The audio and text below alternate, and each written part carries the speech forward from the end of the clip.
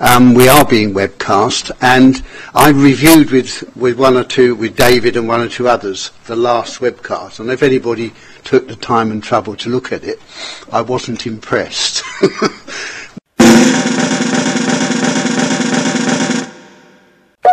That I declared an interest as chairman of Brighton and Hove Safety Partnership. That in fact is Brighton and Hove Community Safety Partnership. So whilst in principle I think I would welcome this plan, but it does feel a little bit, excuse me, a bit like motherhood and apple pie. So it'd be interesting to see how next year goes. Can I also add environmental crime? Because I know environmental crime from the Safer Wildern Partnership, we have, like many other partnerships here, have just updated our priorities for the coming year. And we've actually added environmental crime. It's come forward from residents, it's very important from their perspective, and that definitely needs to be included. Well, it's a very aspirational document. I can't see any measurable outcomes, so it's almost a plan that it's impossible to fail. I mean, there is just, if you like, a lack of detail. I understand the reason why proposed increase of 0 is being proposed for the precept. That was a clear manifesto pledge, but we don't have sight of the medium-term financial plan. We don't have sight of the state of the reserves and balances. So we can't be sure whether or not a 0% increase is sustainable over the long term. The limited financial information highlights 2 areas of new investment, proposed development. We're not given any indication as to what that refers to. Special constables, there's a sum of money there. Again, it was a clear manifesto pledge by the Commissioner to increase the number of specials from the current number of 356 to 500. There is no reference to that in the plan. I presume the new money is in part is funding that increase, but we simply have no details. There is a reference to possible further collaboration with Surrey on page 19, but again that's the only reference to the fact that there is quite substantial close working with Surrey Police and delivery of policing across Sussex. So I'm concerned, Chairman, we really don't have any detail and we have no measurable outcomes. It's really, I hope it's not detailed, but I just wanted to make one point about your local objectives. And I was very pleased to see that within one of your priority crime types was hate crime. And picking up in part the question that Councillor Webb asked, if I were to ask all members of the panel here what their understanding of hate crime is, I suspect, I may be wrong, but I suspect it might not be the same. And I know if I asked the public, representative public, it would vary as to their understanding of hate crime. It would be helpful, I think, in terms of detail within the plan for some clarification as to what we're talking about when we talk about hate crime.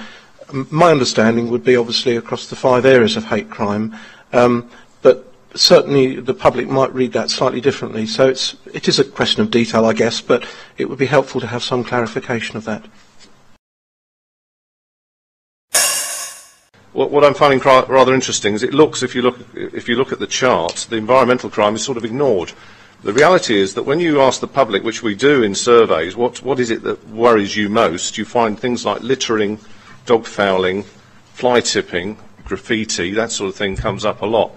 Now, what we tend to do as a partnership is we tend to lump that, although there's real resource behind this, because most councils will deal, as ours does, with fly tipping and people will be prosecuted. And we have dog wardens who will deal with the dog fouling, and there's action days, and the press love to get involved in that. There's real resource in that, but it tends to get lumped into antisocial behaviour. And an example of things that kind of make me worried is on page 5 of the section Safer Sussex. and its community safety partnerships, of which I know very little. I must be one of the few people who don't sit on one.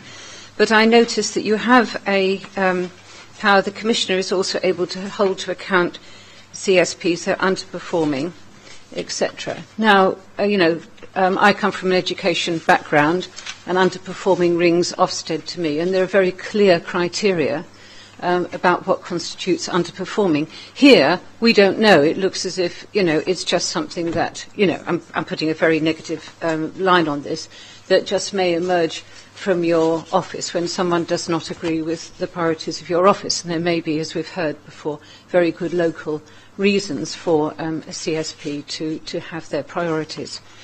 One of the things that I was expecting was the cost-benefit analysis of the budget, so that we could balance that with the objectives and the aims and the outcomes, but also the social impact, the environmental impacts.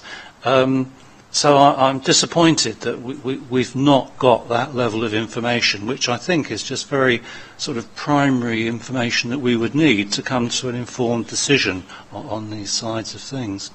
And whenever we go out and ask people how they would like the police in Sussex to set their precept, we hear the same sort of thing, which is, well, I don't mind paying a little bit more for good, effective policing. I personally am not convinced about special constables, and I was surprised to see that the initial number is 300, rising to 500 after 2 years. I also welcome the specials. I believe the specials have a position in our society, and if we've got people out there who want to give up their time and help, then who are we to say no, we don't want you? So I welcome that. First of all, I'd like to ask the panel, do you agree that we support a no increase precept for the Police Commissioner? Now, not everybody has voted for that, so I take that as a count. Okay. And those against accepting the precept? 4. So we can, and any abstentions? Abstention, abstention, abstention, 3. So clearly that is carried. So we accept as a panel, by majority, the no increase or frozen precept. So the vote is that we agree the principles of this plan as we have had the information, with all of the comments and notes that have been made and passed on, that we're happy to agree this plan today. Those in favour? 1, 2, 3, 6,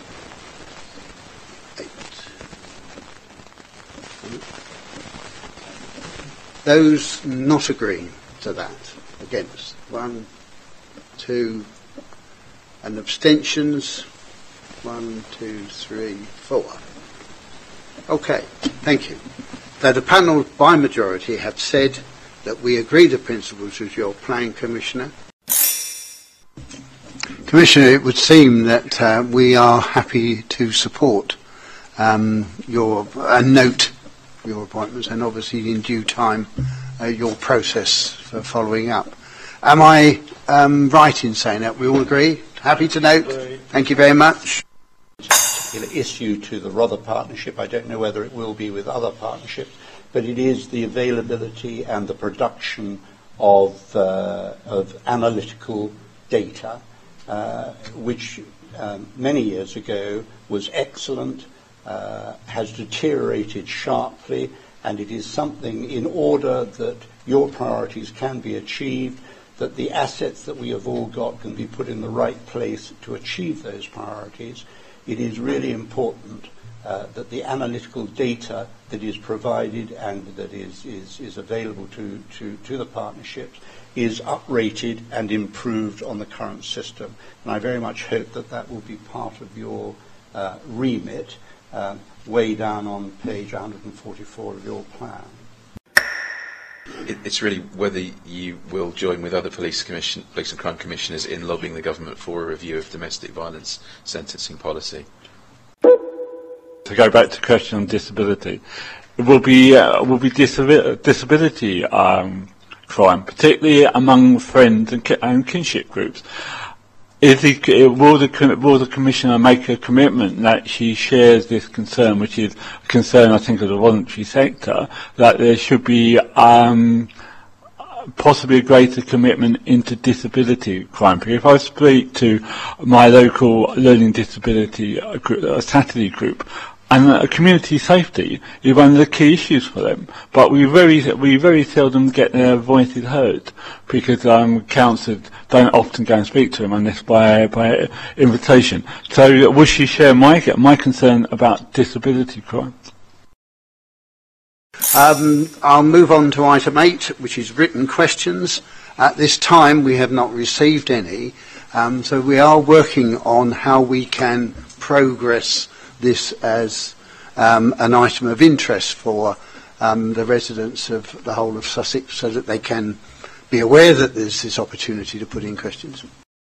And I think this has demonstrated how effective our Sussex Police and Crime Panel can be. And I think we will find that the next time we're involved in this process, we're going to have a lot more work to do.